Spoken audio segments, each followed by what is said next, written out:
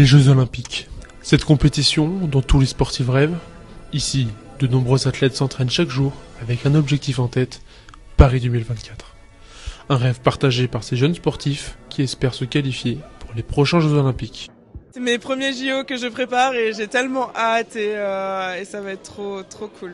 Moi je le sens bien je trouve parce que depuis un an maintenant je commence à faire de bonnes choses, je reprends confiance en moi et voilà je commence à titiller un peu les grandes aussi donc ouais là je suis dans un bon mood.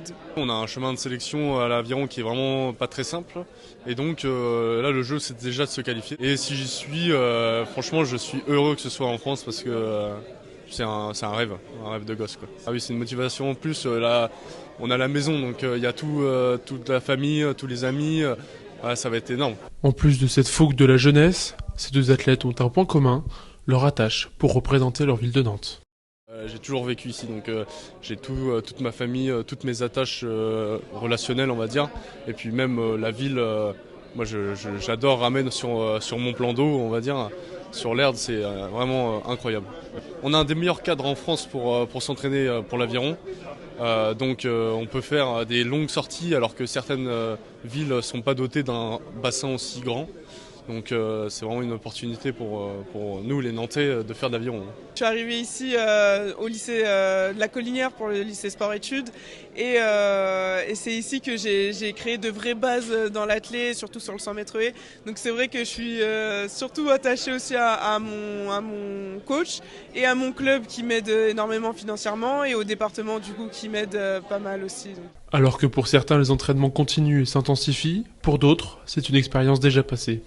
Luc Pillot, célèbre skipper nantais, a participé à 2 reprises aux Jeux Olympiques, des participations fructueuses avec une médaille de bronze à Los Angeles en 1984 et une autre médaille d'or à Séoul 4 ans plus tard. Le président de la Fédération française de voile qui se précipite dans nos bras en marchant dans l'eau avec tous ses habits et ses chaussures, donc ça c'était un moment fort.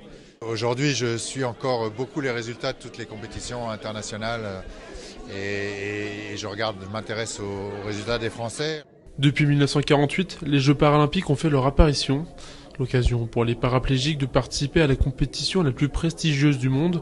Parmi ces nombreux sports, on y retrouve le volley assis, mis en lumière en France depuis le 2017. Ce sport s'épanouit et l'équipe de France espérera une médaille surprise. Beaucoup d'émotions déjà à y penser. C'est une préparation qui est longue, hein. C'est difficile, il y a des hauts, il y a des bas. Il y a des moments de doute, il y a des moments de fierté, des moments de gloire. Les questions souvent sont très très drôles parce qu'ils sont sans filtre, donc ça c'est assez marrant. C'est marrant et à la fois confrontant, c'est-à-dire que il y a des moments, il y a des choses auxquelles j'aurais pas pensé et eux pensent, donc c'est assez chouette. Une soirée réussie, des athlètes satisfaits, une ambiance au rendez-vous. Prochaine étape, les Jeux Olympiques de 2024.